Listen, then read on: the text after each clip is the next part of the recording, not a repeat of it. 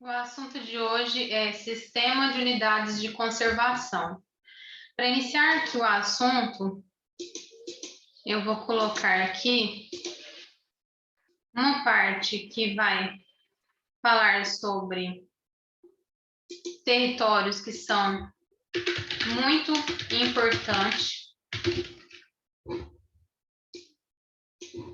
para a preservação ambiental, e aqui um determinado território, uma delimitação territorial que é importante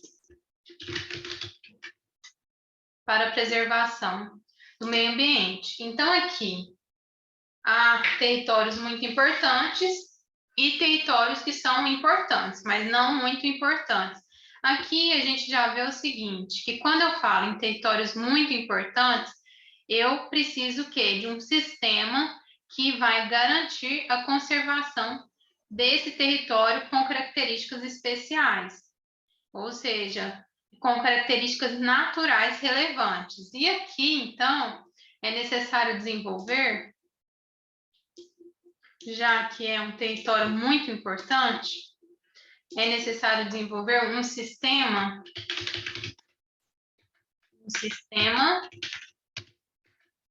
de conservação, um sistema de proteção integral. E quando eu falo em delimitação de territórios importantes para a preservação da natureza, é necessário desenvolver um sistema ou unidades de uso sustentável. Então, sistema de uso sustentável.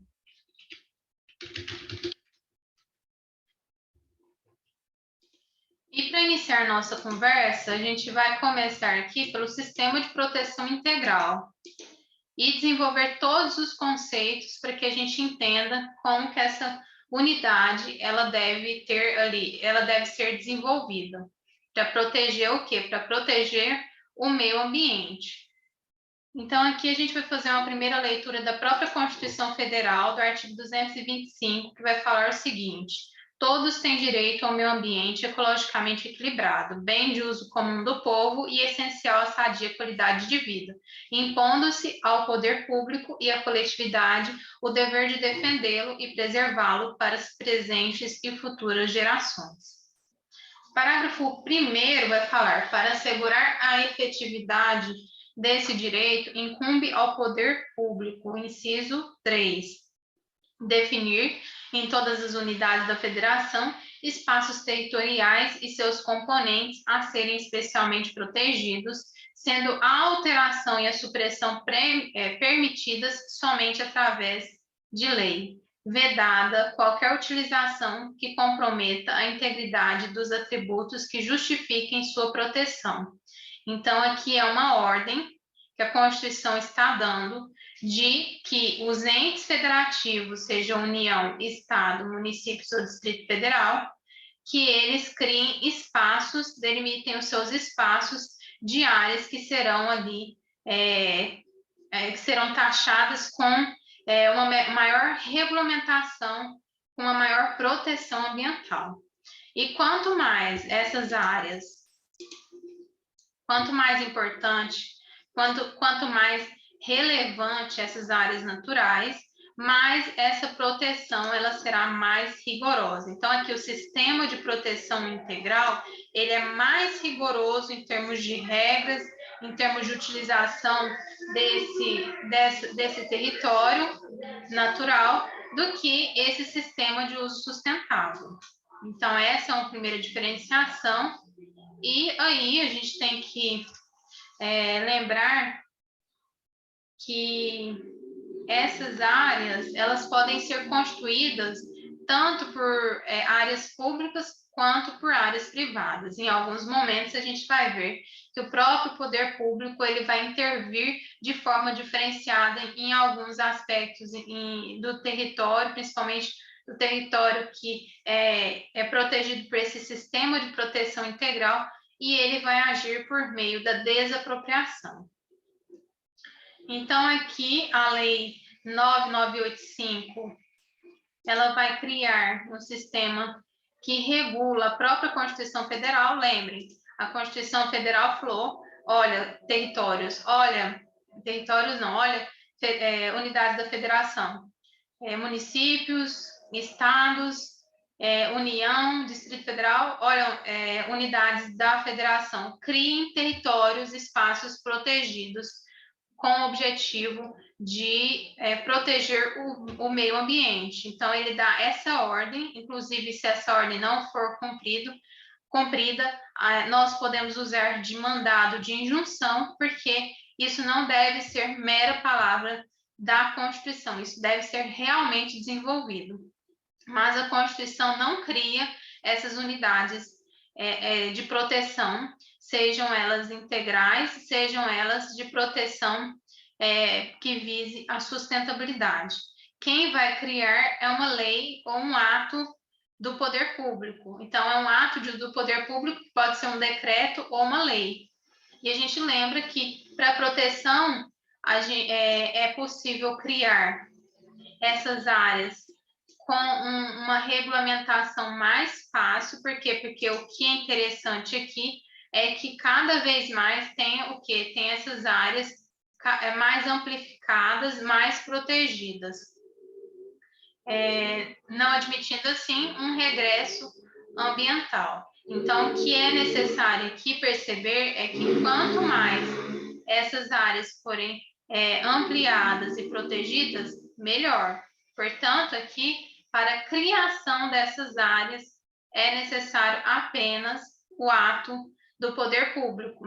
Já para retirada de proteção, aí sim nós falaremos de lei, de uma deliberação mais restrita. E, então, temos essa observação para fazer a questão da criação dessas áreas. Poderá ser por ato do poder público. E, então, nós temos que entender as conceituações que vão ser importantes para entender esse sistema de proteção integral. Então, vamos começar por esse sistema de proteção integral. E aqui há características que, nesse sistema de proteção integral, são as seguintes características: espaço territorial especialmente, por ser uma área muito importante, ela vai ser especialmente protegida. Também seus recursos naturais. As características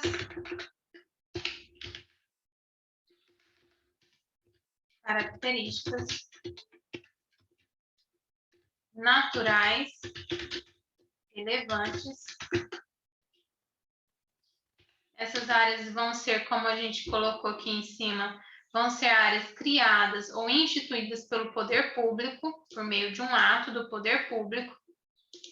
E os limites também devem ser definidos. Então, não vai abarcar todo o território, vai abarcar apenas uma determinação territorial em que visa o quê? Em que visa proteger espaços que têm características naturais relevantes. Então, aqui o objetivo é a conservação. E aqui os limites são definidos. E já que é necessário aqui a proteção de uma área que vai ser uma área relevante, vai ser uma área especial, esse regime de administração também vai ser um regime especial.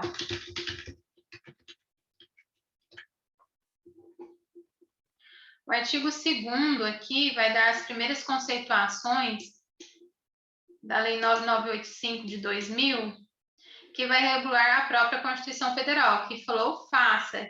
Estados, União, Estado, Município, Distrito Federal, faça o quê?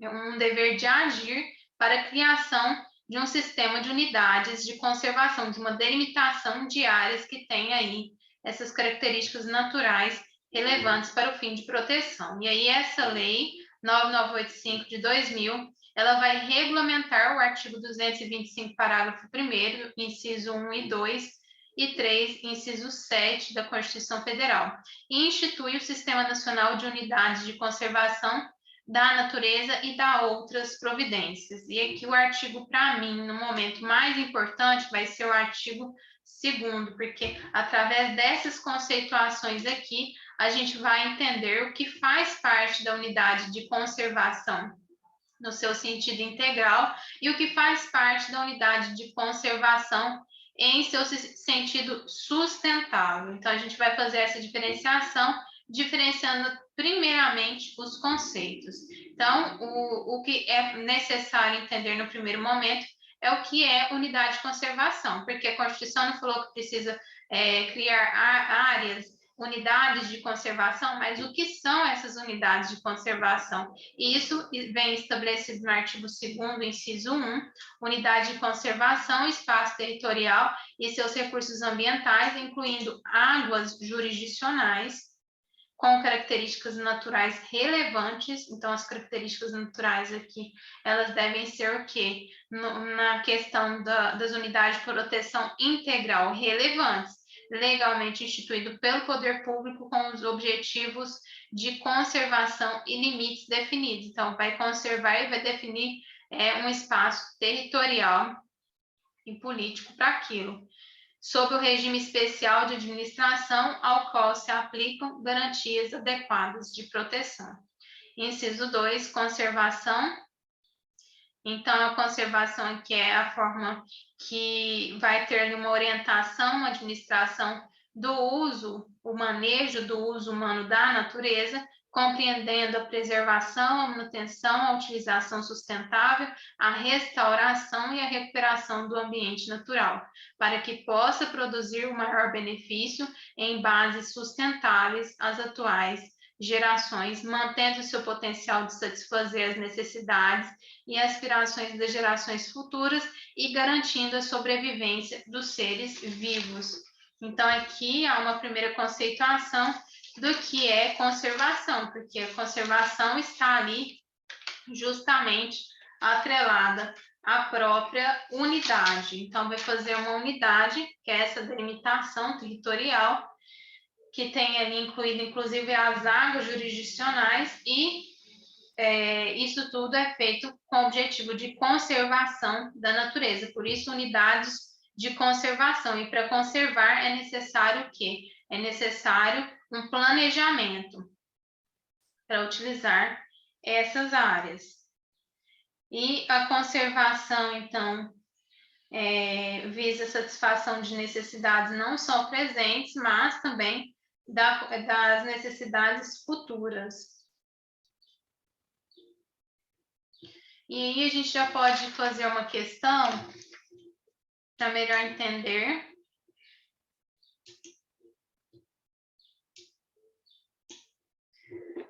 Questão 1. O objetivo básico das unidades de conservação de proteção integral é preservar a natureza, sendo admitido apenas o uso indireto dos seus recursos naturais, ao passo que o objetivo básico das unidades de conservação de uso sustentável é compatibilizar a conservação da natureza com o uso sustentável de parcela dos seus recursos naturais. Então, tá perfeita a conceituação, porque inicialmente nós começamos aqui falando que essa área aqui, ela é muito importante. Então, o sistema de proteção é integral. E o que significa? O uso dos recursos o uso dos recursos vai ser o uso indireto desses recursos, porque é uma área muito importante. Então, a proteção tem que ser muito maior. Ao contrário, aqui, essa área de sistema de uso sustentável, ela é uma área importante, mas não muito importante. Mas, de qualquer forma, ela deve ter aqui a sua proteção garantida. Mas a proteção, ela é progressiva. Então, a garantia dessa proteção vai ser de acordo com a maior importância da área a ser preservada. Então, o uso sustentável é uma área importante, mas não muito importante. Então, aqui a gente já fala de sustentabilidade, porque sustentabilidade entra também uma visão econômica. Então, vai balancear como se fosse uma balança, colocando de um lado os interesses econômicos e de outro lado os interesses ambientais. Então, isso eu estou falando de quê? De sustentabilidade. E quando eu falo de proteção integral, significa que nessa balança entre poder econômico e poder ambiental, o que vai pesar muito mais é o poder ambiental. Então, o uso ele vai ser indireto, absolutamente restrito. E já aqui nas unidades de conservação de uso sustentável, vai manter o quê? Vai manter, inclusive, a possibilidade dessas propriedades privadas elas continuarem naquele local. Então, aqui não vai ser uma intervenção na propriedade também tão brusca. Então, há essa diferença entre unidades de conservação de proteção integral e que é diferente de unidades de conservação de uso sustentável. Então, aqui a gente pode ver o artigo 7º da Lei do SNUC 9985 de 2000, que vai falar o quê? Quinto, da categoria de unidades de conservação. As unidades de conservação integrantes do SNUC dividem-se em dois grupos com características específicas, unidade de proteção integral e unidades de uso sustentável. Parágrafo 1º. O objetivo básico da proteção integral das unidades de proteção integral é preservar a natureza, sendo admitido apenas o uso indireto dos seus recursos naturais, com exceção dos casos previstos nesta lei. Parágrafo 2º. O objetivo básico das unidades de uso sustentável é compatibilizar a conservação da natureza com o uso sustentável de parcela dos seus recursos naturais. E aqui já há uma diferença de uso sustentável para a unidade de proteção integral. Aqui é uma compatibilizar e aqui é apenas um uso indireto. Então, não há aqui uma compatibilização nessa visão econômica na parte de unidades de proteção, que o que vai pesar muito mais na parte de unidade de proteção é o bem jurídico meio ambiente. Então, já encontramos aqui que o conceito está perfeito da primeira questão.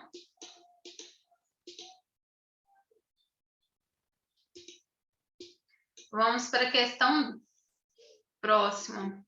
A próxima questão, vamos colocar aqui como se fosse questão B. Os parques nacionais são unidades de conservação de proteção integral, de posse e domínio público, que permitem a realização de pesquisas científicas e o desenvolvimento de atividades de educação e interpretação ambiental, de recreação, em contato com a natureza e de turismo ecológico. Então, vamos ver aqui no artigo 8º, inciso 3, e artigo 11, parágrafo 1º e 3º da lei do SNUC, se está falando isso dos parques nacionais.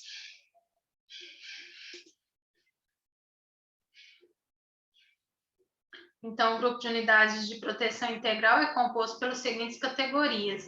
E aqui está o Parque Nacional, dentro do que? De unidades de proteção integral. E no artigo 11, o Parque Nacional tem como objetivo básico a preservação de ecossistemas naturais de grande relevância ecológica e beleza cênica, possibilitando a realização de pesquisas científicas e o desenvolvimento de atividades de educação e interpretação ambiental, de recreação em contato com a natureza e de turismo ecológico. Parágrafo 1º. O Parque Nacional é de posse e domínio público, sendo que as áreas particulares incluídas em seus limites serão desapropriadas de acordo com o que dispõe a lei. E aqui, parágrafo 3º, aí é admitido também a pesquisa científica, que depende de autorização prévia do órgão responsável pela administração da unidade e está sujeita às condições e restrições por este estabelecidas, bem como aquelas previstas em regulamento.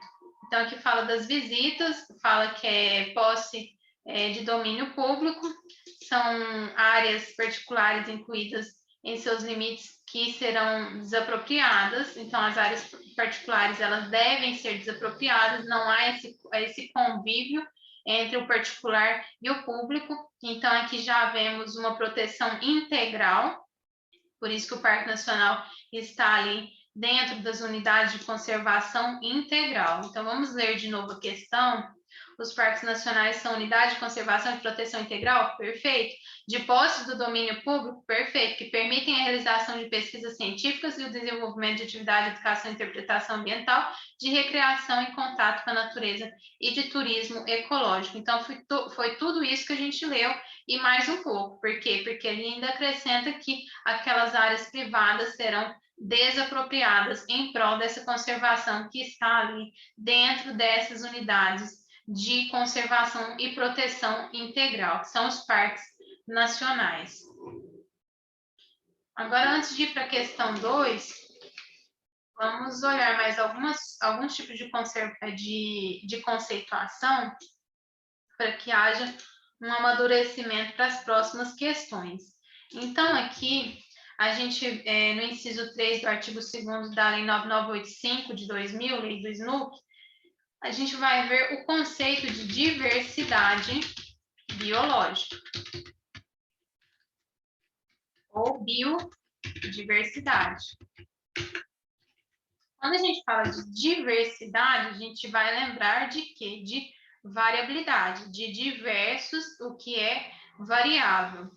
E essa variabilidade biológica significa que nesse local de proteção, ali vai estar presente vários tipos de espécies vivas.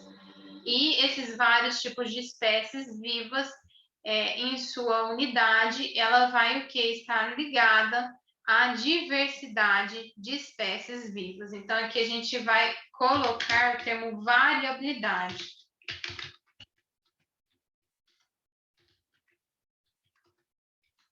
Então, essa variabilidade vai levar, inclusive, um interesse de estudos genéticos daquele local. Por quê? Porque não estamos falando aqui só de flora, agora também estamos falando de fauna.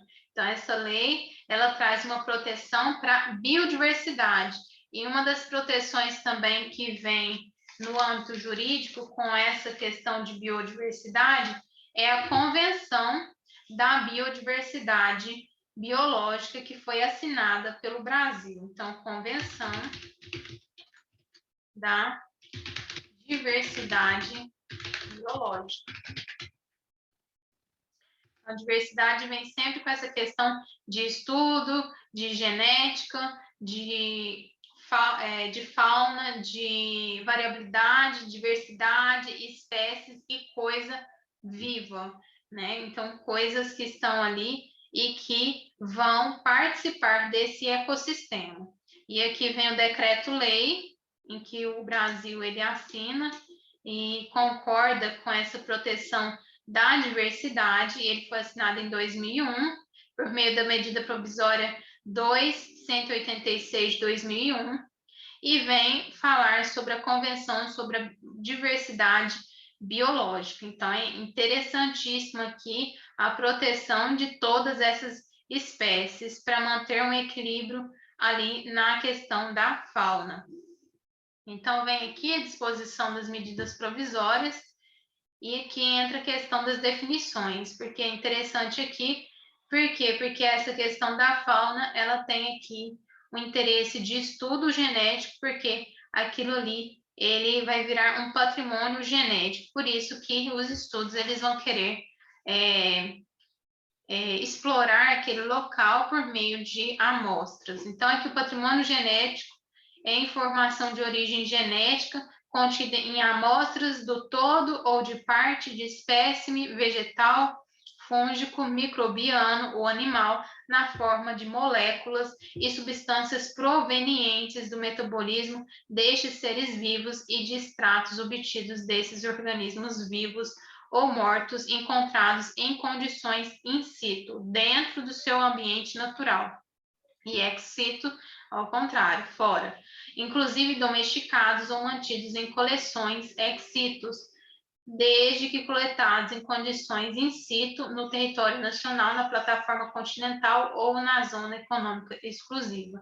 Inciso 2, conhecimento tradicional associado, informação ou prática individual ou coletiva de comunidade indígena ou de comunidade local, ou com valor real ou potencial associado ao patrimônio genético. Então, essas informações também oferecida ali pelo próprio povo do local que convive naquele local. Inciso 3, comunidade local, grupo humano, incluindo remanescentes de comunidades de quilombos, distinto por suas condições culturais, que se organiza tradicionalmente por gerações sucessivas e costumes próprios e que conserva suas instituições sociais e econômicas. Inciso 4, acesso ao patrimônio genético, obtenção de amostras de componente do patrimônio genético para fins de pesquisa científica, desenvolvimento tecnológico ou bioprospecção, visando a sua aplicação industrial ou de outra natureza. Isso tudo é regulamentado aqui para essas pesquisas. Inciso 5, acesso ao conhecimento tradicional associado à obtenção de informação sobre conhecimento ou prática individual ou coletiva associada ao patrimônio genético de comunidade indígena ou de comunidade local para fins de pesquisa científica, desenvolvimento tecnológico ou bioprospecção, visando sua aplicação industrial ou de outra natureza. Inciso 6, acesso à tecnologia e de transferência de tecnologia, ação que tenha por objetivo o acesso, desenvolvimento e transferência de tecnologia para a conservação e utilização da diversidade biológica ou tecnológica desenvolvida a partir de amostra de componente do patrimônio genético ou do conhecimento tradicional associado. E bioprospecção, atividade exploratória que visa identificar componente do patrimônio genético e informação sobre o conhecimento tradicional associado com potencial de uso comercial. Inciso 8, espécie ameaçada de extinção, espécie com alto risco de desaparecimento na natureza em futuro próximo, assim reconhecida pela autoridade competente. Então, tudo isso para saber se são ali espécies ameaçadas, é necessário um estudo. 9, espécie domesticada, aquela em cujo processo de evolução influi o ser humano para atender às suas necessidades.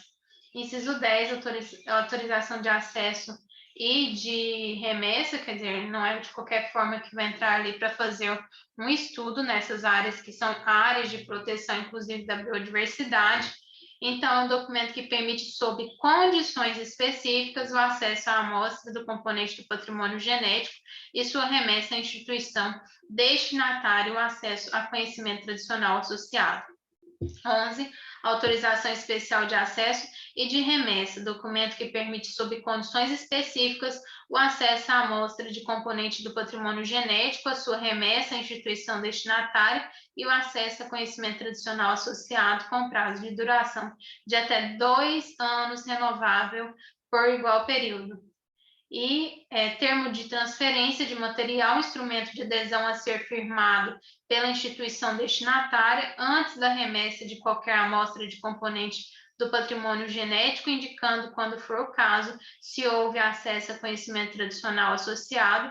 13, contrato de utilização do patrimônio genético e de repartição de benefício, instrumento jurídico multilateral que qualifica as partes.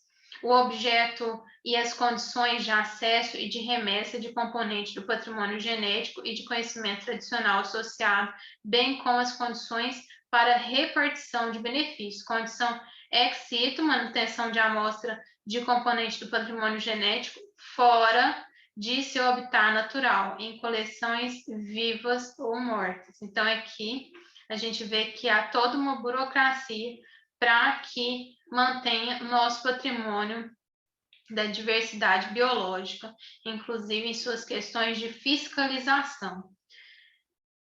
E a questão 2, ela vai falar justamente sobre isso. Questão 2. À luz da legislação nacional referente à biodiversidade, vamos ver aqui a questão, assinale a opção correta, e da Convenção sobre Diversidade Biológica, alternativas. A. Em caso de relevante interesse público, ingresso em área privada para acesso à amostra de componente do patrimônio genético pode ocorrer sem que os titulares sejam previamente informados. Está errado essa parte final, porque aqui há limites e esses titulares eles devem sim ser previamente informados, porque a comunidade local ela vai deter ali aquele espaço e que deve ser privativamente entendida, né? Então, aqui as informações a gente vai ver aqui no artigo 17, como que vai funcionar isso, desse decreto. Artigo 17, parágrafo 1º.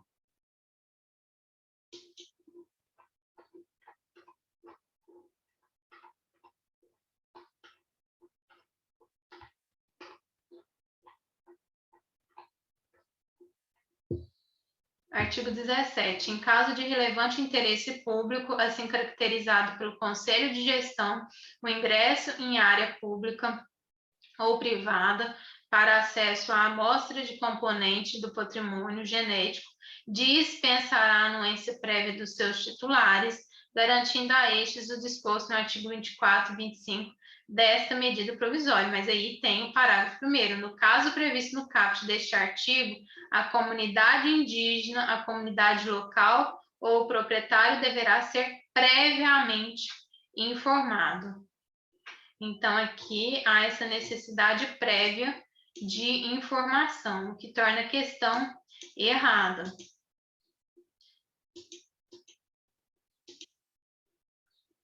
Agora, dando mais um passo, já que a gente já falou aqui sobre a questão da diversidade biológica aqui em cima, agora vamos falar sobre os recursos ambientais.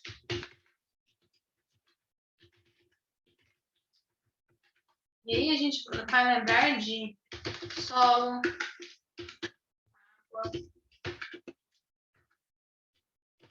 flora, fauna, ar atmosférico.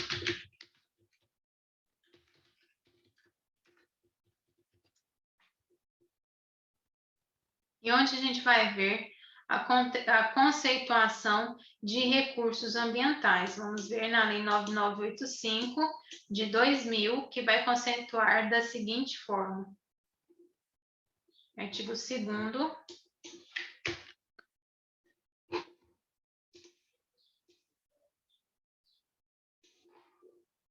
Artigo 2º, inciso 4. Recurso ambiental, a atmosfera, as águas interiores, superficiais e subterrâneas, os estuários, o mar territorial, o solo, o subsolo, elementos da biosfera, a fauna e a flora. E no caso de preservação, temos aqui a proteção a longo prazo, e isso está na própria lei.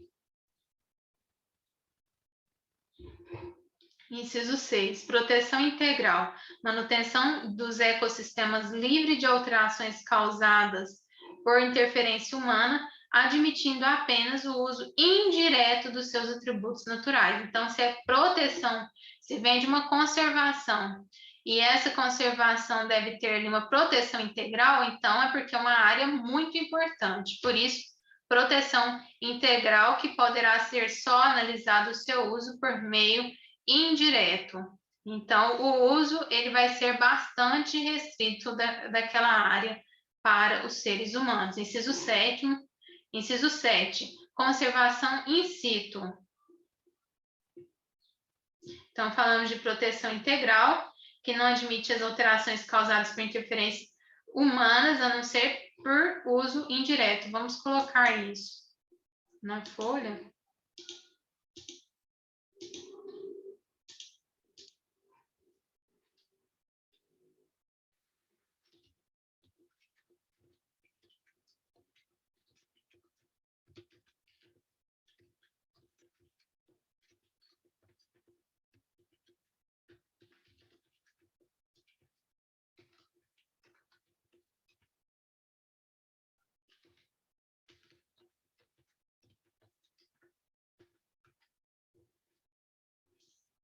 Então, por exemplo, no Parque Nacional, o que poderá ser feito? Poderá ser feito ali estudos, poderá ser feito alguma coisa que verse sobre lazer, uma determinada pessoa coloca a mochila nas costas e vai passear naquele determinado parque, tudo isso é uso indireto desse bem. Então, não há intervenções aqui, principalmente com uma análise mais pelo aspecto econômico. E o próximo aqui é conservação in situ. O que é isso? Conservação in situ é a conservação das espécies em meios naturais. E ex situ, conservação fora dos seus meios naturais. Então, a possibilidade de conservação, mas em qual meio? Né? E aí, in situ, a gente sempre lembra de quê? Situ, de lugar. Conservação situ, essa conservação das espécies em meios naturais. Conservação ex situ será uma conservação fora dos seus meios naturais. E onde eu acho isso? No artigo 2º também.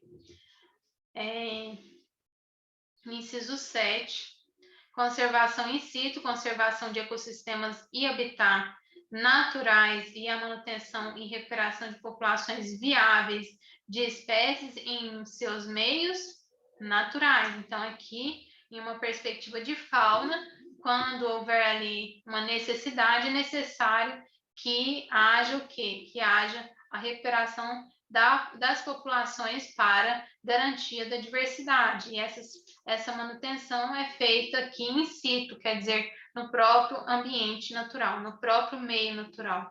Já a conservação ex situ seria a conservação fora dos seus meios naturais. O próximo aqui a ser analisado, antes da gente analisar, vamos aqui para a questão 3. A questão 3, exercício de número 3, vai falar o seguinte: em relação ao Sistema Nacional de Unidades de Conservação, a afirmativa correta é alternativas. Nas unidades de proteção integral, cujo objetivo é a preservação da natureza, admitisse apenas o uso sustentável, aqui está confundindo o conceito de unidade de proteção integral, que admite apenas o uso indireto, com as unidades de uso sustentável. É necessário lembrar que as unidades de conservação de uso sustentável têm outra metodologia, que não pode ser confundida com as unidades de conservação de proteção integral, que vão visar o quê? As unidades de conservação e preservação integral. Elas vão visar a preservação dos recursos por meio da preservação a longo prazo. Será a preservação no aspecto de unidade de conservação integral. Portanto, o uso não é um uso direto, é um uso indireto, no caso da proteção integral. E não tem a ver aqui com a questão da sustentabilidade, porque sustentabilidade a gente coloca na análise o quê? Tanto o aspecto econômico quanto o aspecto do meio ambiente. Já na proteção integral, esse aspecto econômico é deixado um pouco de lado e é sobreposto o interesse jurídico ali de conservação de uma forma bem mais intensa do meio ambiente, já que essas áreas, elas são áreas que têm um interesse natural qualificado, por ser áreas muito importantes para o meio ambiente. Então, não pode confundir a questão de proteção integral e com a questão de uso sustentável, são coisas diferentes. Aqui, inciso 9, artigo 2º. Uso indireto, que é o caso da unidade de conservação de uso integral, unidade de conservação integral. Então, aqui haverá apenas uso direto e não uso sustentável. Uso indireto, aquele que não envolve consumo, coleta, dano, destruição dos recursos naturais. Então, o que pode fazer aqui nessas áreas? Nada, não pode fazer nada. Não pode consumir, não pode coletar, não pode provocar nenhuma destruição dos recursos, não pode alimentar os animais, não pode fazer nada. Então, ali é mero passeio, ali vai ser como que eu posso dizer? É um local apenas o quê? Para contemplar, é mera contemplação, porque o uso indireto é aquele que não envolve consumo, não pode consumir, não pode coletar, não pode provocar dano, não pode destruir os recursos naturais, não pode fazer nada. É um recurso apenas de contemplação. E aí, respondido isso e definido aqui as diferenças entre o uso sustentável e o uso integral, nós podemos ir para a questão, vamos ver se tem mais alguma coisa. B, os municípios integram o Sistema Nacional de Unidades de Conservação da Natureza, SNUC, como órgãos executores, não tendo competência para instituir unidades de conservação, não. Exatamente o contrário que diz a Constituição Federal, porque a Constituição Federal engloba ali no seu fazer exatamente o que? Todos os entes da federação. Artigo 225, definir todas as unidades de federação, que inclui o quê? Os municípios. E o artigo 3º da lei do SNUC, o Sistema de Unidades de Conservação da Natureza SNUC é constituído pelo conjunto das unidades de conservação federais, estaduais e municipais, de acordo com o disposto nesta lei. Então, aqui já vem incluído para a construção dessas unidades, inclusive em âmbito local, em âmbito municipal. O Sistema Nacional de Unidade de Conservação da Natureza, o SNUC, é um sistema nacional, ele vai englobar todas as unidades de conservação, sejam elas federais, estaduais, municipais, distritais, todas elas. Vamos para a próxima alternativa. Alternativa C, os municípios, não obstante integrarem o Sistema Nacional de Unidade de Conservação da Natureza, SNUC, como órgãos executores, têm competência para instituir unidade de conservação apenas por intermédio de lei específica? Não.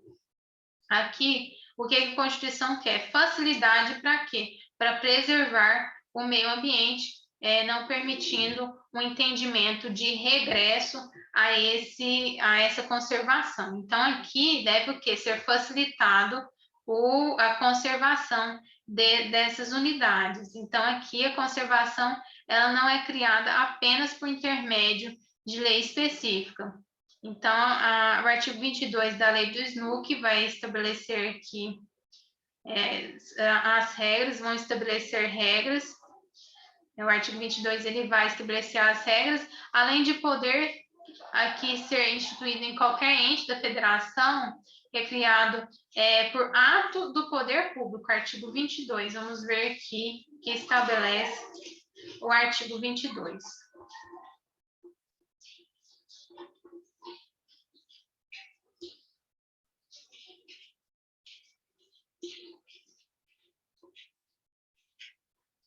As unidades de conservação são criadas por ato do poder público. Então, ato do poder público. Então, aqui está errado porque ele fala aqui na alternativa que é necessário intermédio de lei específica. E ato do poder público significa o quê? Significa que pode ser tanto por lei, mas também pode ser ato do poder público. Decreto ou lei.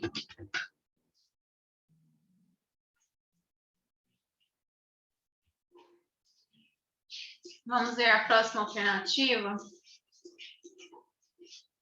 D. A unidade de conservação é formada pelos espaços territoriais e seus recursos ambientais, incluindo as áreas jurisdicionais com características naturais relevantes legalmente instituídas pelo poder público com objetivos de conservação e limites definidos, sob regime especial de administração, ao qual se aplicam garantias adequadas de proteção. Então, vamos ver aqui se essas realmente são as unidades de conservação. Artigo 2º. Artigo 2º, inciso 1. Unidade de conservação e espaço territorial e seus recursos ambientais, incluindo as águas jurisdicionais com características naturais relevantes, legalmente instituído pelo poder público com objetivos de conservação e limites definidos sob regime especial de administração, ao qual se aplicam garantias adequadas de proteção.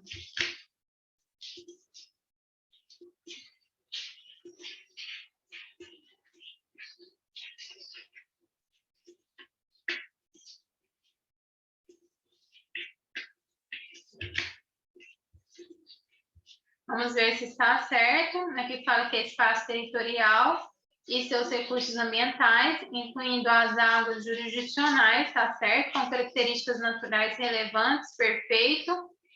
Legalmente instituídos pelo poder público, perfeito também, com objetivos de conservação e limites definidos sob regime especial de administração, ao qual se aplicam garantias adequadas de proteção. Então, está o quê? Perfeito.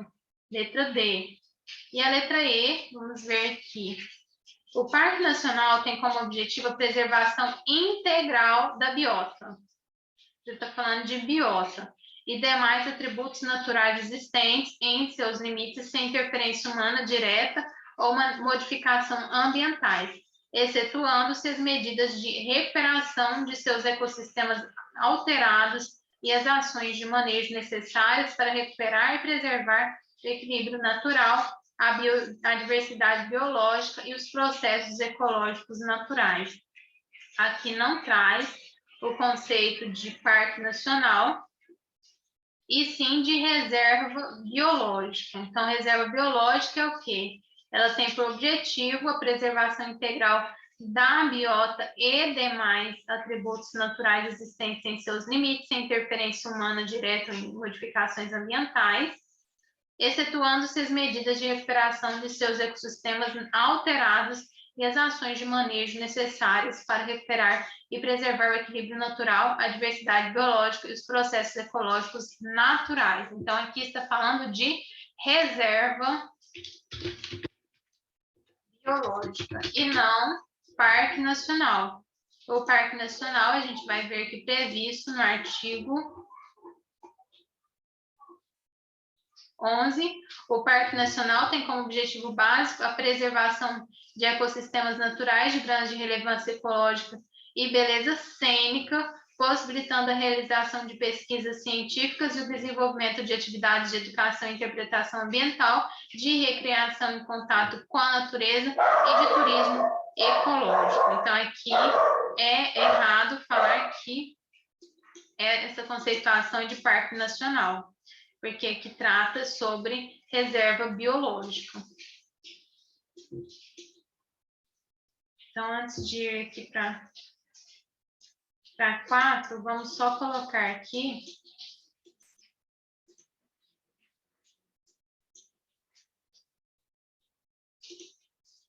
que preservação, quando eu falo em preservação, eu estou falando de proteção a longo prazo dos recursos naturais. E aí, vamos para a questão 4. Antes, vamos ler aqui o que é preservação. Artigo 2º.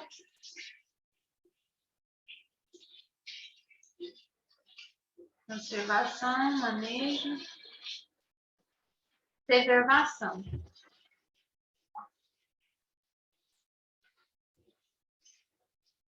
O que é preservação? É um conjunto de métodos, procedimentos e políticas que visem a proteção a longo prazo das espécies, habitat e ecossistemas, além da manutenção dos processos ecológicos, prevenindo a simplificação dos sistemas naturais. Então, aqui é um método para quê? Para que esses recursos eles tenham ali uma permanência a longo prazo. Então, isso significa o quê? Preservação. Questão 4 vai nos dar aqui também uma linha de raciocínio que fala o seguinte: a Lei 9985 de 2000 regulamenta o artigo 225, parágrafo 1º, inciso 1, 2, 3 e 7 da Constituição Federal, institui o Sistema Nacional de Unidades de Conservação da Natureza e dá outras providências, considerando as definições expressas nessa lei, avalia as seguintes afirmações. Então, vamos ver se esse conceito aqui é um conceito que trata sobre a conservação in situ. Conservação in situ é o conjunto de métodos, procedimentos e políticas que visem a proteção a longo prazo. Não, isso aqui, o que a gente estava falando de a longo prazo é sobre preservação. Então, aqui traz o conceito de preservação. E conservação in situ é conservação ali no próprio meio, no próprio habitat natural daquela espécie. Então, traz um conceito aqui de preservação. Preservação, conjunto de métodos, procedimentos e políticas que visem a proteção a longo prazo das espécies, habitat e ecossistemas, além da manutenção dos processos ecológicos, prevenindo a simplificação dos sistemas naturais. Vamos ver aqui, próxima alternativa. Preservação é todo e qualquer procedimento que visa assegurar a conservação da diversidade biológica e dos ecossistemas. Isso nós vamos ver aqui que é uma definição de manejo e não de preservação. Preservação estava falando de quê? De métodos, políticas de preservação a longo prazo. E aqui está falando de quê? De um conceito de manejo. Então, vamos ver o que é manejo. Artigo 2º, inciso 8. Manejo todo e qualquer procedimento que vise assegurar a conservação da diversidade biológica e dos ecossistemas. Então, está errado, porque não traz o conceito de preservação, e sim o conceito de manejo. Recuperação é a restituição de um ecossistema ou de uma população silvestre degradada. Recuperação é restituição de um ecossistema ou de uma população silvestre degradada o mais próximo possível de sua condição original. Aqui está trazendo um conceito não de recuperação, e a gente tem que lembrar lá dos museus, né, que traz o conceito de restauração. Restauração, lembra o quê? Algo que vai se aproximar às condições originais. Então, aqui traz o conceito de restauração. O conceito de restauração é possível ser percebido aqui no artigo 2º da Lei 9985, no seu inciso 14. Restauração e restituição de um ecossistema ou de uma população silvestre degradada o mais próximo possível de sua condição original. Agora, nós vamos continuar com as definições. E a próxima definição, depois dessa questão, vai ser a definição de proteção integral, já que estamos falando de unidades de conservação de proteção integral. E nós lembramos que essa proteção integral é dada de forma muito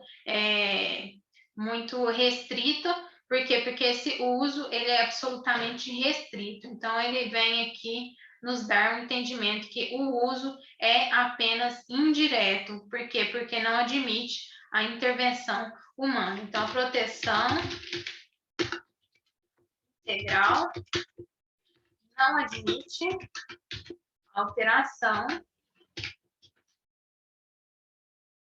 causada por interferência humana. Apenas o uso indireto. Aí nós vamos lembrar do próprio Parque Nacional. Olha só, Inciso 6. Inciso 6. Proteção integral, manutenção dos ecossistemas livres de alterações causadas por interferência humana, admitindo apenas o uso indireto dos seus atributos naturais. Então, pode fazer pouquíssimas coisas aqui quando há uma área preservada e delimitada para que essa proteção seja integral, que é realmente a proteção ali não só para as atuais gerações, mas também para as futuras gerações. O inciso 7 vai falar sobre a conservação in situ. Quando a gente fala em in situ, a gente vai lembrar de que em meios que são meios naturais daquela espécie. E ex situ, conservação fora de seus meios naturais. Então, in situ, conservação do ecossistema e habitats naturais e a manutenção e recuperação de populações viáveis de espécies em seus meios naturais e, no caso de espécies domesticadas ou cultivadas nos meios onde tenham desenvolvido suas propriedades características. Então, aqui o que é necessário é fazer com que esse habitat dessas espécies esteja o quê? Esteja o mais próximo possível daquilo que é o seu meio, ou melhor, esteja no seu próprio meio quando eu falo em in situ, conservação in situ. Eu retiro essa espécie de seu meio quando eu falo em conservação ex situ. Então, aqui nós podemos ir para a próxima conceituação, que é o manejo, que é a utilização adequada dos recursos naturais. Para isso, eu preciso do manejo, todo e qualquer procedimento que vise assegurar a conservação da diversidade biológica e dos ecossistemas. Então, vamos lá.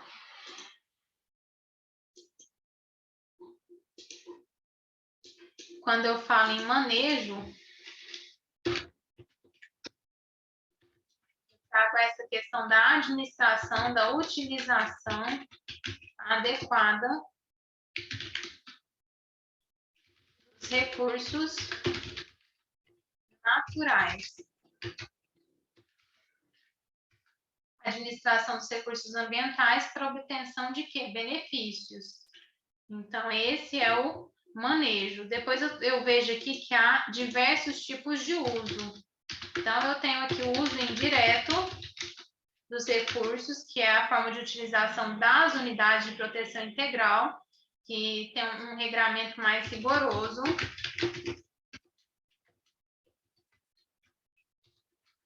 E que essa intervenção do ser humano vai ser uma intervenção bem mais restrita, e do uso sustentável. É uma forma de utilização das unidades de uso sustentável e que o seu regramento vai ser menos rigoroso. Nós podemos perceber isso aqui na própria conceituação que está presente na Lei 9985 de 2000, que fala sobre o uso indireto, aquele que não envolve consumo, coleta, dano ou destruição dos recursos naturais. Então, aqui não vai poder fazer quase nada, a não ser uma pesquisa, né, utilizar aquele ambiente como ponto de turismo, de observação da beleza daquele ambiente natural, de conservação natural. 10. Uso direto, aquele que envolve coleta e uso comercial ou não dos recursos naturais. Então, aqui já estamos falando de questões que vão versar sobre a sustentabilidade, porque o uso direto envolve coleta, uso comercial ou não. Então, aqui eu vou ter que colocar na balança esse uso sustentável por essas unidades de conservação. Eu vou colocar na balança, de um lado, as questões econômicas e de outro lado o próprio meio ambiente. Extrativismo, nós vamos lembrar da exploração de de recursos naturais renováveis. Então, é um modo sustentável de exploração desse meio. Então, extrativismo, sistema de exploração baseado na coleta e extração de modo sustentável de recursos naturais renováveis. E aqui, quando eu falo de recuperação, diferente de voltar às condições originais. E restauração, como a gente viu na questão, a gente lembra dos museus ali, né? Que a tentativa é sempre estar o mais próximo possível daquele material identificado em suas raízes. Então, a recuperação do meio ambiente, a restituição de um ecossistema ou de uma população silvestre degradada a uma condição não degradada, que pode ser diferente de sua condição original. 14, restauração, restituição de um ecossistema ou de uma população silvestre degradada, o mais próximo possível de sua condição original. Então, aqui, condição original é a questão importante a ser lembrada. Zoneamento, a gente lembra de quê? Quando a gente fala de zoneamento de território, de delimitação para a garantia dos objetivos que devem ser alcançados com esse território ali de conservação, com essa unidade de conservação. Então, zoneamento é a definição de setores ou zonas em uma unidade de conservação com objetivos de manejo e normas específicas com o propósito de proporcionar os meios e as condições para que todos os objetivos da unidade possam ser alcançados de forma harmônica e eficaz. E o inciso 17, que é o plano de manejo, é o documento técnico mediante o qual, com fundamento nos objetivos gerais de uma unidade de conservação, se estabelece o seu zoneamento e as normas que devem presidir o uso da área e o manejo dos recursos naturais, inclusive a implantação das estruturas físicas necessárias à gestão da unidade. Então, aqui o plano de manejo ele vai ter as normas do que pode ser feito naquele local, as limitações administrativas e o que não pode ser feito naquele local. Então, o plano de manejo estabelece normas, restrições para o uso, ações a serem desenvolvidas que vão versar sobre os recursos naturais das unidades de conservação e de seu entorno. E a zona de amortecimento, a gente olha aqui que a zona da unidade de... há aqui uma delimitação por meio da unidade de conservação, aqui essa área, vamos supor que aqui há uma unidade de conservação. E fora dela, no seu entorno, haverá o quê? Uma zona de amortecimento para a própria proteção, como se fosse um local ali, uma delimitação de segurança. Então, aqui temos a zona de amortecimento.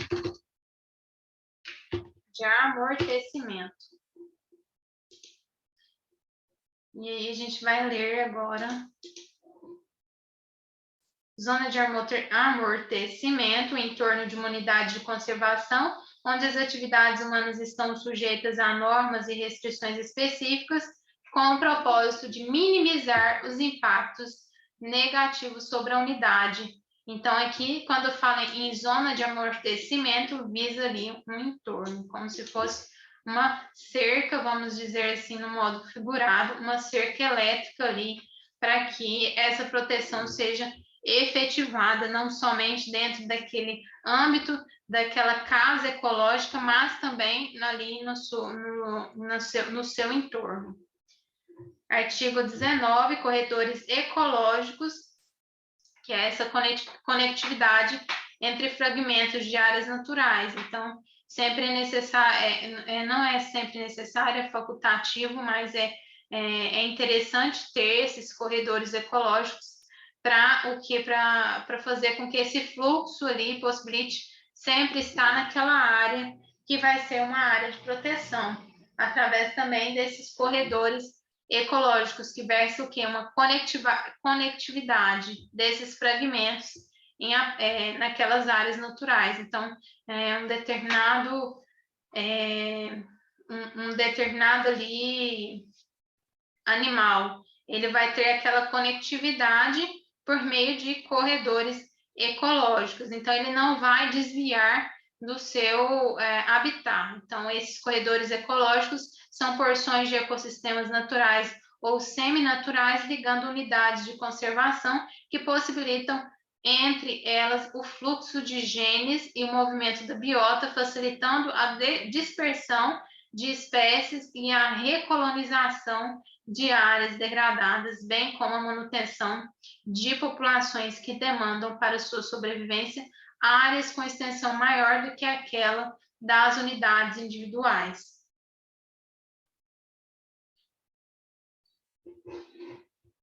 E vamos relembrar aqui que o âmbito de estabelecimento dessas unidades de conservação está justamente aqui no artigo 3º,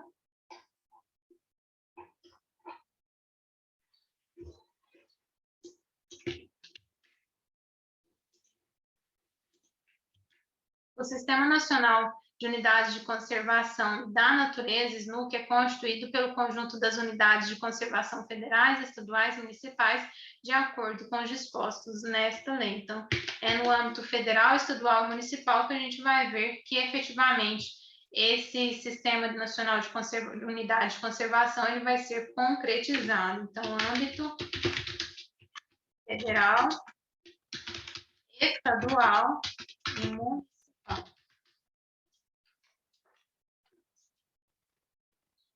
E agora a gente vai ver que os objetivos da lei SNUC, né? A lei 9985 de 2000, vai trazer objetivos a ser aqui alcançado, vão ser objetivos alcançados por meio de contribuir para a manutenção da diversidade biológica dos recursos genéticos no território nacional e nas águas jurisdicionais, porque o objetivo é que esses animais da natureza, eles não entrem em extinção. Então, aqui é necessário uma pesquisa, é necessário contribuir para a manutenção da diversidade biológica e dos recursos genéticos no território nacional e nas águas jurisdicionais.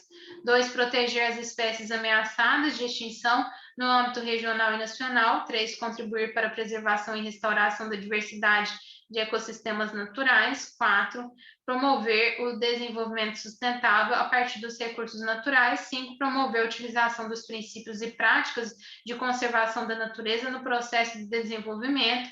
6, proteger paisagens naturais e pouco alteradas de notável beleza cênica. 7, proteger as características relevantes da natureza geológica, geomorfológica, espeleológica, arqueológica, paleontológica e cultural. 8, proteger e recuperar recursos hídricos e edáficos. 9, recuperar ou restaurar ecossistemas degradados. 10, proporcionar meios e incentivos para atividades de pesquisa científica, estudos e monitoramento ambiental. 11, valorizar econômica e socialmente a biodiversidade, a diversidade biológica. 12, favorecer condições de promover educação e interpretação ambiental, a recreação em contato com a natureza e o turismo ecológico. E 13, proteger os recursos naturais necessários à subsistência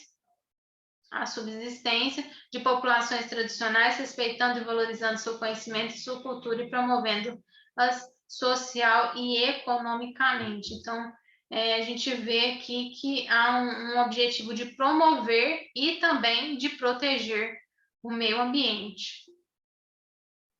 Artigo 5º vem com as diretrizes.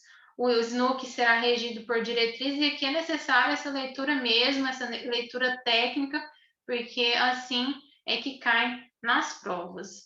Artigo 5º, o SNUC será regido por diretrizes que, inciso 1, assegurem que no conjunto das unidades de conservação estejam representadas amostras significativas e ecologicamente viáveis das diferentes populações, habitat e ecossistemas do território nacional e das águas jurisdicionais, salvaguardando o patrimônio biológico existente.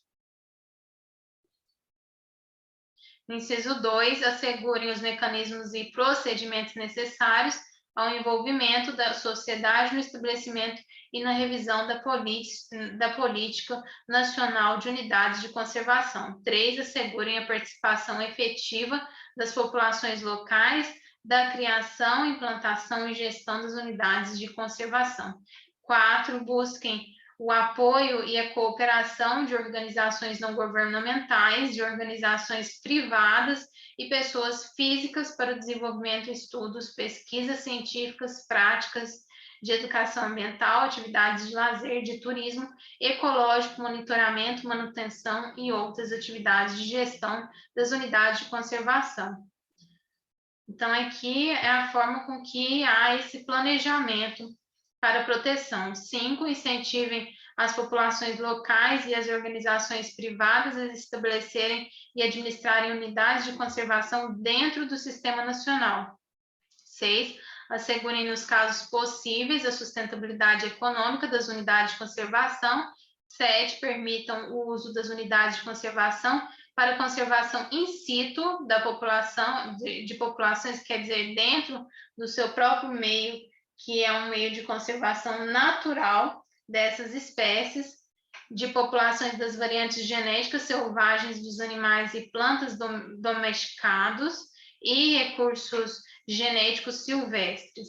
Inciso 8, assegurem que o processo de criação e a gestão das unidades de conservação sejam feitos de forma integrada com as políticas de administração das terras e águas circundantes, considerando as condições e necessidades sociais e econômicas locais. Então, não só a questão dessa biodiversidade que está dentro da fauna, mas também há uma preocupação com essas águas circundantes, quer dizer, esse interesse que versa ali esse próprio recurso natural que é a água.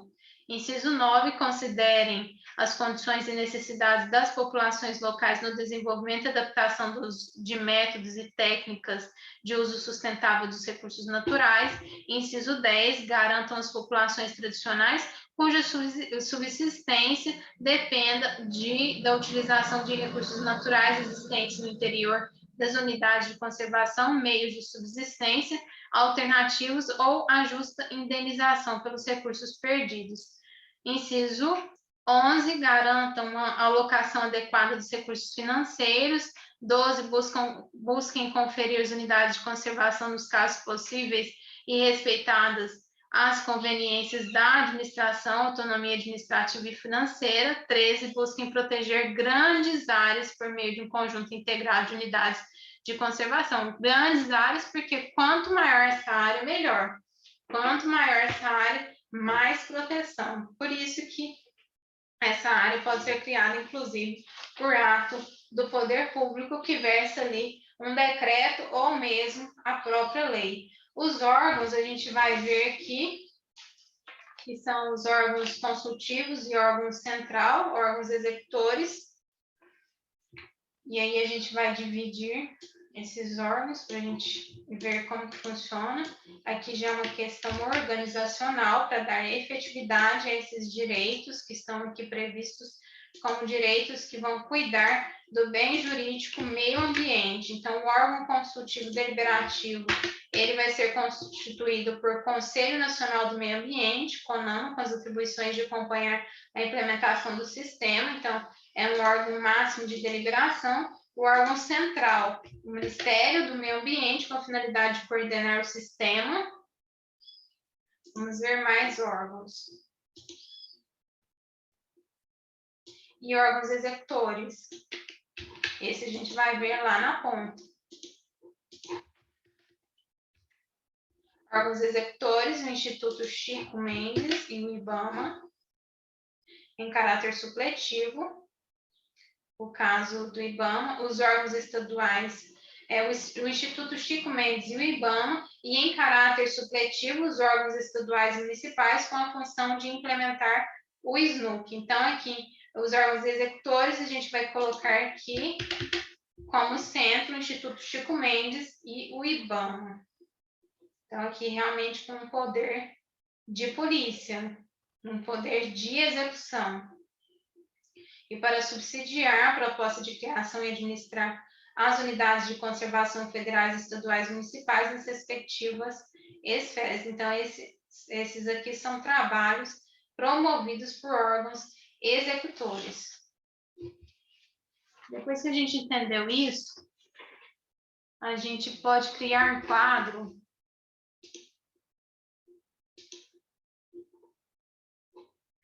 para falar aqui esse quadro, já que a gente, esse assunto abordou mais esse aspecto de unidade de proteção integral, a gente tem que ver do que essa unidade é constituída. Então, aqui, como se a gente fosse fazer aqui um bolo, né? Como se a gente fosse fazer um bolo e a gente precisa de quê? De ingredientes, para que esse fim, né? Esse fim ele possa ser concretizado. Então, aqui, quando a gente vai ver que a questão das unidades de proteção integral, a gente precisa daqueles ingredientes que vai formar, por fim, as unidades de proteção integral. Então, assim, de forma bem grotesca, essa analogia, só para a gente entender. O grupo de unidades de proteção integral é composto pelas seguintes categorias de unidade de conservação. Então, aqui, o que vai constituir as unidades de proteção integral? Não são as unidades sustentáveis, são as unidades integral, de uso indireto. Inciso 1, estação ecológica. Inciso 2, reserva biológica. Inciso 3, parque nacional. Inciso 4, monumento natural. Inciso 5, refúgio de vida terrestre. Isso cai muito nas provas que tentam confundir o candidato com outros tipos de áreas, com outros tipos de planejamento dessas áreas.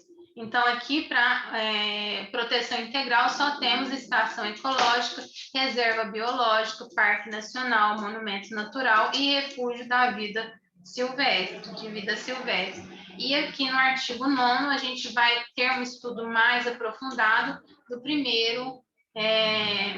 da primeira categoria, que será a estação ecológica. A estação ecológica aqui, a gente vai analisar essa questão pelo artigo 9º, que traz o seguinte.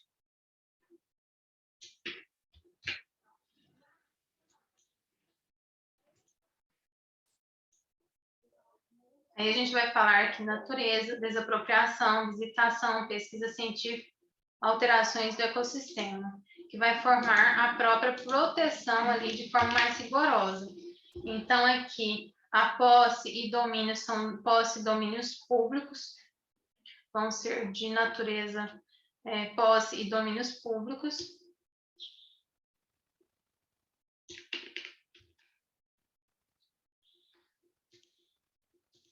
A natureza jurídica aqui, dessa estação ecológica, é de posse e domínio público.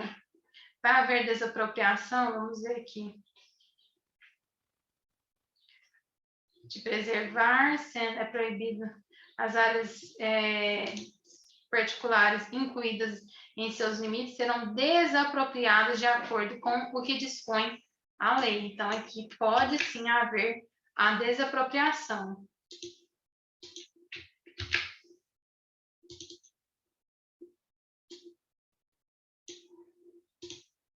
Depois, a visitação, como é proibida a visitação pública, tanto que é restrito, exceto quando com objetivo educacional, de acordo com o que dispuser o plano de manejo da unidade ou regulamento específico.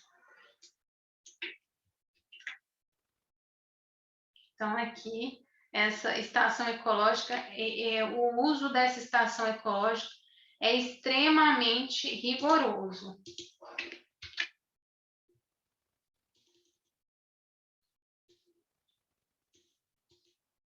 Pode haver pesquisa científica? Pode. A pesquisa científica depende de autorização prévia do órgão responsável pela administração da unidade e está sujeita às condições e restrições por este estabelecidas, bem como aquelas previstas em regulamento. Então, é possível, sim, a pesquisa científica. Nessa categoria que pertence às unidades integrais aqui. E alteração do ecossistema.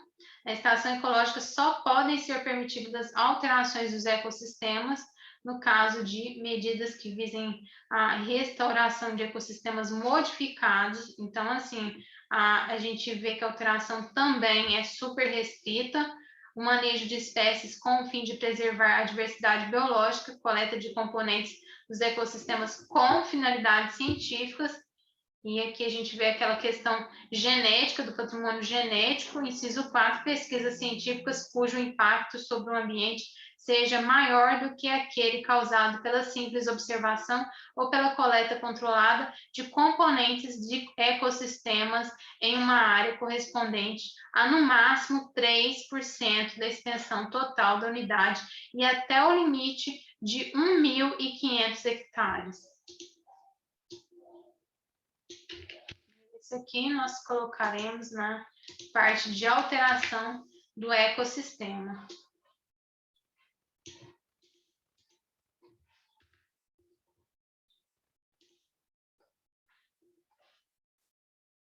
Natureza, agora sim, reserva biológica. A reserva biológica a gente vai encontrar no artigo 10. E a gente vai dividir isso também para melhor entender.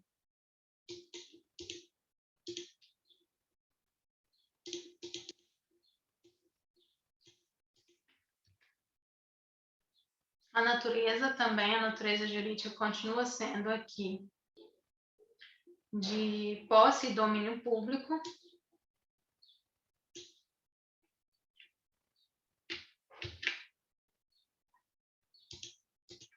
A questão das desapropriações, inclusive as áreas particulares são incluídas em seus limites e serão desapropriadas de acordo com o que dispõe a lei.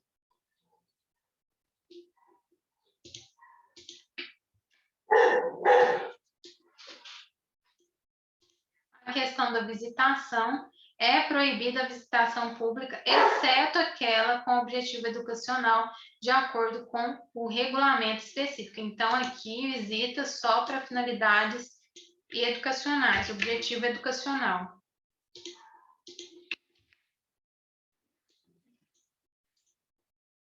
Pesquisa científica. A pesquisa científica depende de autorização prévia do órgão responsável pela administração da unidade e está sujeita às condições e restrições por este estabelecidas, bem como aquelas previstas em regulamentos. Então, é permitido, mas aqui com as restrições devidas na própria lei.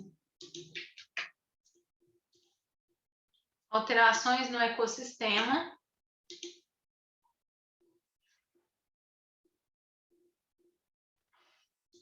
Então, aqui não dispõe sobre isso.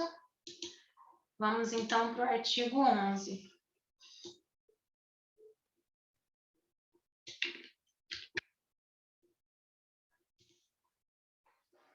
Parque Nacional. Vamos ver se agora fica um pouco menos rígido essas questões aqui. Natureza. É de posse e domínio público.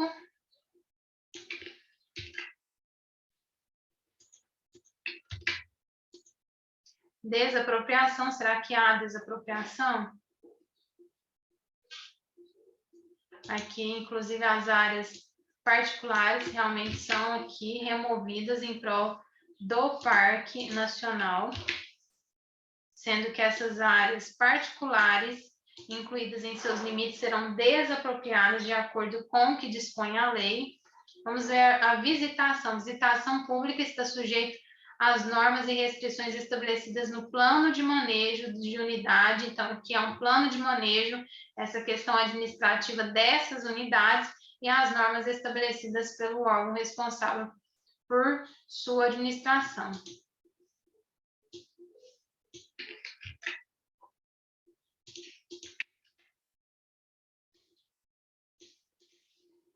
Pesquisa científica.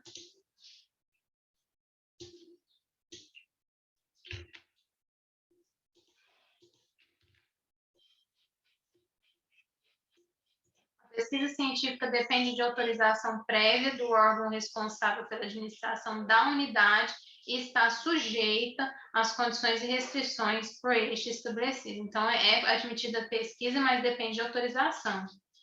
E as unidades dessa categoria, quando criadas pelos estados e municípios, serão denominadas parque residual, né?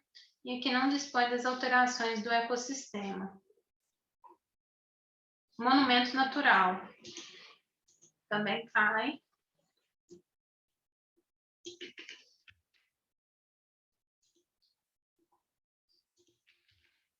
Monumento natural, qual que é a natureza? O monumento tem como objetivo básico. O monumento natural pode ser construído por áreas particulares, desde que seja possível compatibilizar os objetivos da unidade com a utilização da terra. Então, aqui pode, inclusive, aproveitar aqui das próprias áreas particulares. Então, não fala sobre a natureza. E a questão da desapropriação, vamos ver. Havendo incompatibilidade entre os objetivos da área e atividade privada, ou não havendo aquiescência do proprietário às condições propostas pelo órgão responsável pela administração da unidade para a coexistência do monumento natural, com o uso da propriedade, a área deve ser desapropriada. Então, há sim possibilidade de desapropriação.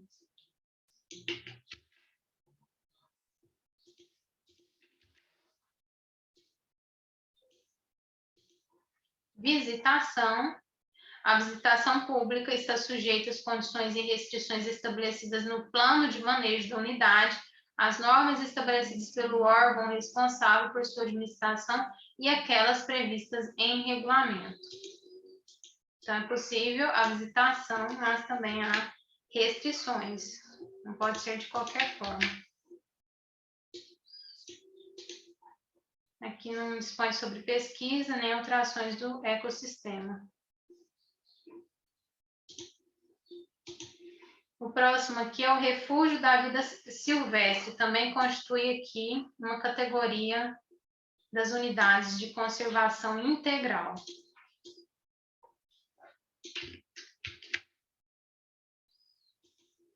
É bastante cansativo esse estudo da lei seca, mas ele é muito necessário. Aqui a natureza. Refúgio pode ser constituído por áreas particulares, então aqui não vem natureza, desapropriação, vamos ver.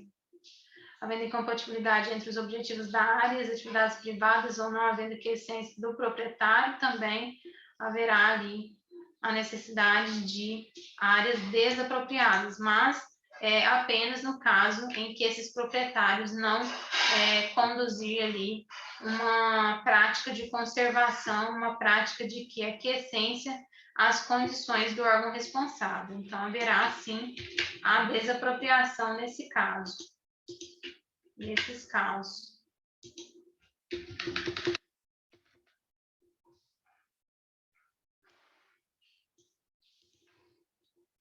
Visitação. A visitação pública está sujeita às normas e restrições estabelecidas no plano de manejo da unidade, as normas estabelecidas pelo órgão responsável por sua administração e aquelas previstas em regulamento. Então, aqui é possível visitação.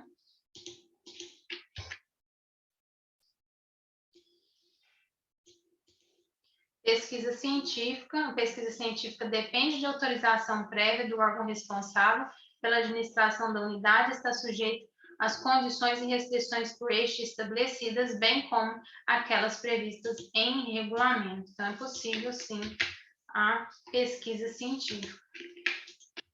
Alterações do ecossistema, não há disposição na lei. As unidades de uso integral, a gente entendeu que são unidades diferentes da unidade de uso sustentável. Aí a gente fez até um desenho aqui em cima. E quando o poder público ele vê que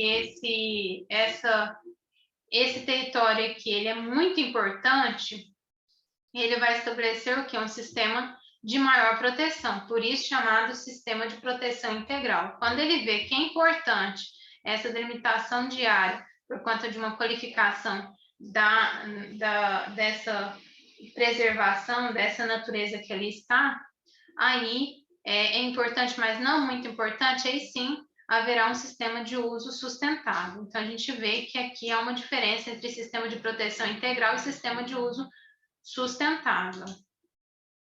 Entendemos essa diferença e poderemos ver, então, a questão do uso sustentável e suas categorias. Então, mais uma vez, aquela história analógica de fazer um bolo. A gente faz um bolo por meio de seus ingredientes. Então, o uso sustentável dessas áreas, também há ali ingredientes para constituir essa unidade específica de uso sustentável. E aí, o que vai abarcar? A área de proteção ambiental, em geral extensa, com um certo grau de ocupação humana, para proteger a diversidade biológica, disciplinar o processo de ocupação. A área de relevante interesse ecológico, que visa ali exemplares raros da biota regional. A floresta nacional, que visa a exploração sustentável da floresta nativa. A reserva da fauna, que tem ali os animais de espécies nativas. A reserva extrativista, que também participa do uso sustentável e visa a agricultura de subsistência e a criação de animais de pequeno porte, mas aqui há regulamentos bastante rigorosos que só pode haver criação de animais de pequeno porte caso aquela reserva realmente assim autorize. Isso tudo vai ser legalizado, juridicizado também. Vai haver ali um fato que vai se tornar um fato jurídico, porque há interesse jurídico nas áreas de uso sustentável. Reserva de desenvolvimento sustentável, aqui a gente vê as populações tradicionais e o quanto elas vão ter importância, inclusive nas questões que versam sobre assuntos científicos, que essas populações elas vão fornecer informações nesse sentido, e a reserva particular do patrimônio natural é uma área privada, gravada com perpetuidade, com o objetivo de conservar a diversidade biológica. Então, apesar de ser reserva particular, é uma reserva particular de patrimônio natural, então também tem interesse público em torno dela.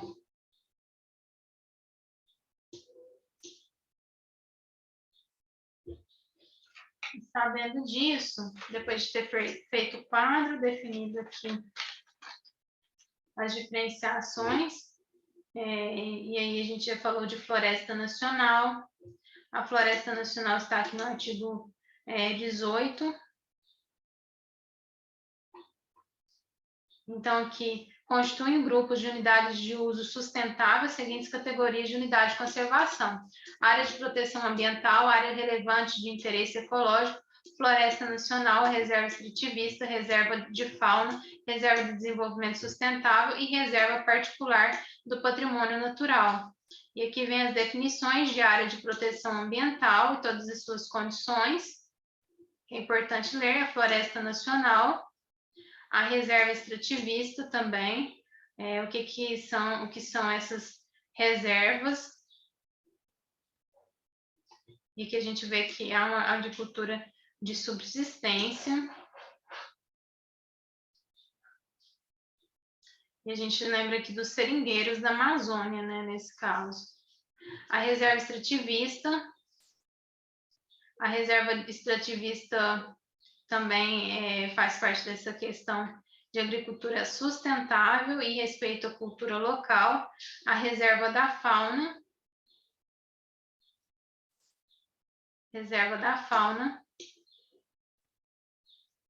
que aqui viabiliza estudo para o manejo econômico sustentável dos recursos presentes na fauna. E artigo 20, a reserva de desenvolvimento sustentável. Artigo 21, reserva particular do patrimônio natural é uma área privada gravada com perpetuidade, com o objetivo de conservar a diversidade biológica. Apesar de ser uma área particular, vai ter interesse o quê? Interesse público. E aqui a gente já fala até de isenção de impostos, porque é forma de isenção, porque é a forma de incentivo para aquele proprietário ele possa realmente dar um fim sustentável para aquela propriedade. Vamos aqui para a questão 5. O objetivo básico das unidades de uso sustentável é preservar a natureza, sendo admitido apenas o uso indireto? Não, aqui traz um conceito de unidades de conservação em seu aspecto de proteção integral, artigo 7º, parágrafo 1º da Lei 9985 de 2000. Questão 6. A reserva extrativista é uma área utilizada por populações extrativistas tradicionais cuja subsistência baseia-se no extrativismo e complementarmente na agricultura de subsistência e na criação de animais de pequeno porte e tem como objetivos básicos proteger o meio, os meios de vida e a cultura dessas populações e assegurar o uso sustentável dos recursos naturais da unidade, segundo a definição contida na Lei 9985 de 2000. Em relação a ela, agora a gente está falando sobre questões de extrativismo, a gente lembra dos seringueiros da Amazônia. Alternativa A. Alternativa A vai falar: a exploração comercial de recursos madeireiros é expressamente vedada, ainda que precedida de licenciamento ambiental e realização de plano de manejo para recomposição de extração dos recursos ou compensação ambiental. Então, aqui está errado porque não é expressamente vedado. Vamos ver aqui no artigo 18, a questão do extrativismo.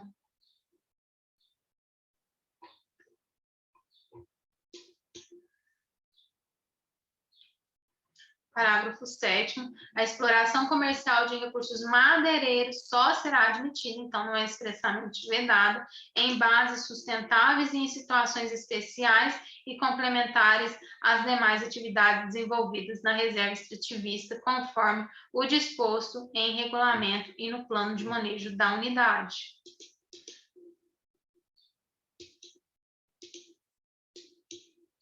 Então, aqui o erro é expressamente vedada. São autorizadas a exploração de recursos minerais e a caça amadorística, isso é autorizado? Desde que para fins esportivos, mas vedada a caça profissional, dependendo, em qualquer caso, de prévio licenciamento ambiental para exploração dessa atividade. Então, aqui é proibida a exploração, não é autorizada, é proibida a exploração de recursos minerais e a caça amadorística, em que artigo 18, parágrafo 6º. São proibidas a exploração de recursos minerais e a caça amadorística ou profissional. Então, isso é proibido nessas áreas. Agora, vamos para o próximo exercício. A reserva extrativista é de domínio público com uso concedido às populações extrativistas, sendo que as áreas particulares incluídas em seus limites não podem ser objetos de desapropriação quando demonstrada a cadeia dominial de posse ou propriedade. Então, aqui é possível, sim, a desapropriação, o erro é que não pode desapropriar. E aqui, artigo 18, parágrafo 1º, vamos ver. A reserva extrativista de domínio público com uso concedido a populações extrativistas tradicionais, conforme disposto no artigo 23 desta lei, em regulamentação específica, sendo que as áreas particulares incluídas em seus limites devem ser desapropriadas. Então, aqui há uma desapropriação de acordo com o que dispõe a lei. Então, é errado falar que não há essa apropriação. Vamos ver que a jurisprudência o que a jurisprudência também está falando aqui. Para finalizar, a gente finaliza com a jurisprudência, que vai dizer o seguinte: é inconstitucional a redução ou a supressão de espaços territoriais, especialmente protegidos, como é o caso das unidades de conservação, por meio de medida provisória. Então, não é possível, por quê? Porque essa supressão ela está ali diminuindo já uma conquista que é a conservação do meio ambiente. Então, pelo princípio do não retrocesso dessa conservação, é inconstitucional o quê? Fazer essa deliberação por meio de medida provisória. Ela deve ser feita por meio de lei, que é um pouco mais rigorosa essa deliberação, por ter um interesse público muito grande nessa questão. Então, é inconstitucional a redução ou a supressão de espaços territoriais especialmente protegidos, como é o caso das unidades de conservação,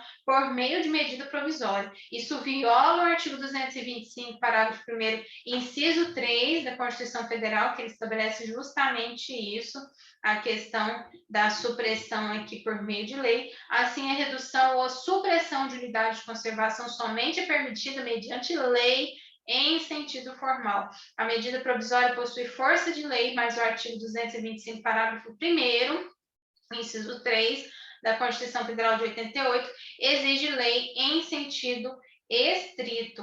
A proteção ao meio ambiente é um limite material implícito à edição de medida provisória, ainda que não conste expressamente do elenco das limitações previstas no artigo 62, parágrafo 1º da Constituição de 88 Constituição Federal de 88. Então, a proteção do meio ambiente é um limite material implícito à edição de medida provisória. Não pode haver aqui medida provisória para redução, para supressão de espaços que já foram aqui conquista do Brasil, conquista da Constituição de 88 e dos entes federativos. Se o crime ambiental for cometido em unidade de conservação criada por decreto federal, a competência para julgamento será da Justiça Federal. Então, se essa conservação ela é feita por um ato público que cria no âmbito federal essas unidades de conservação, a competência para o julgamento dos crimes ambientais será de quem? Da Justiça Federal. Tendo em vista que existe interesse federal na manutenção e preservação da região, logo este delito gera possível lesão a bens, serviços ou interesses da União, atraindo a regra do artigo 109, inciso 4 da Constituição Federal. Por outro lado, não haverá competência da Justiça Federal se o crime for praticado dentro de área de proteção ambiental criada por decreto federal, mas cuja fiscalização e administração foi delegada para outro ente federativo. No caso, embora o local do dano ambiental esteja inserido na área de proteção ambiental da bacia do Rio de São Bartolomeu, criada pelo Decreto Federal número 88.940 de 93, não há se falar interesse da União no crime ambiental sob apuração, já que a lei federal subsequente delegou a fiscalização e administração da APA para o Distrito Federal. Conflito conhecido para declarar a competência do juízo de direito da vara criminal e tribunal de júri de São Sebastião, do Distrito Federal. Então, é a questão de competência. Próximo julgamento aqui, a qualificação de imóvel como estação ecológica limita o direito de propriedade, o que afasta a incidência do IPTU. Então, aqui, já que há uma limitação da propriedade, como incentivo para que esse sujeito que é proprietário ele aceite e aguente uma limitação administrativa, é necessário que, para beneficiar esse cidadão, o afastamento da incidência do IPTU. Então, haverá IPTU, mas não haverá um lançamento.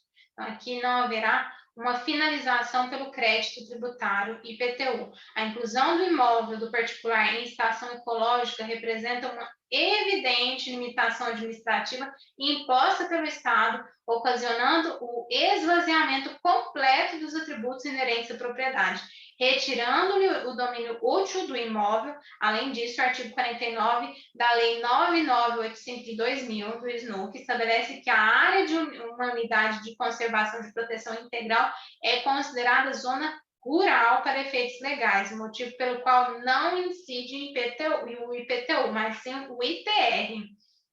Então, aqui é considerado que zona rural, sendo este último tributo de competência tributária exclusiva da União. Então, se é de competência tributária exclusiva da União, aqui, por um aspecto de federalismo, de um respeito ao pacto federativo, não poderá haver isenção, a não ser pela própria União do ITR. Então, qualificação de imóvel como estação ecológica limita o direito de propriedade, o que afasta a incidência de IPTU, se for considerado uma área municipal, uma área local, mas aqui é visto que a área de uma unidade de conservação e proteção integral é considerada zona rural para efeitos legais. Então, aqui o que incide é o ITR. Absorção do delito, artigo 40, pelo crime do artigo 64 da Lei 9605, de 98, o delito de causar dano em unidades de conservação, artigo 40 da Lei 9605, de 98, pode ser absorvido pelo delito de construir em solo que, por seu valor ecológico, não é edificável. Artigo 64 da Lei nº 9605, de 98, para analisar a possibilidade de absorção do crime do artigo 40 da Lei 9605 de 98, do artigo 64, não é relevante a diversidade de bens jurídicos protegidos por cada tipo incriminador, tampouco impede a construção o fato de que o crime absorvido tenha pena maior do que o do crime continente, como se vê na própria súmula 17. Então, aqui a possibilidade de analisar o que é a absorção de um crime pelo outro crime. E não é relevante a diversidade de bens jurídicos protegidos aqui em cada fato, em cada tipo incriminador. Então, aqui poderá haver uma absorção do artigo 40 pelo crime do artigo 64. A conduta do artigo 48 da Lei 9605 vai dispor que os crimes ambientais de 1998, a lei de 1998 é mero pós-fato impunível do ato de construir em local não edificável. Afinal, com a própria existência da construção desejada e executada pelo agente e a qual, portanto, se dirigia seu dolo, é inevitável que fique impedida a regeneração da flora antes existente no mesmo lugar. Por isso, o princípio da construção obsta a punição autônoma dos dois delitos. Então, não há uma punição autônoma. Por quê? Porque vai haver aqui a subsunção de um crime pelo outro. Então, é isso. Eu espero que vocês tenham gostado.